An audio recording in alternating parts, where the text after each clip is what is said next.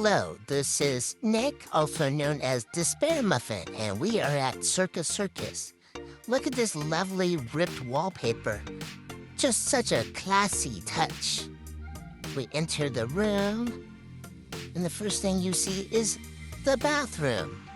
And I was quite surprised of how clean it is. There are towels and cups and a large sink. Kind of looks like Excalibur. Got soap, and you got some shampoo. Water pressure was okay. Next, you have a closet with some hangers, and an iron, and a safe. No clowns in the closet. Thank God. Got a nice mirror right here, and 2 queen-size beds. I think they're queen. And a dresser that was actually clean. And the world's smallest TV.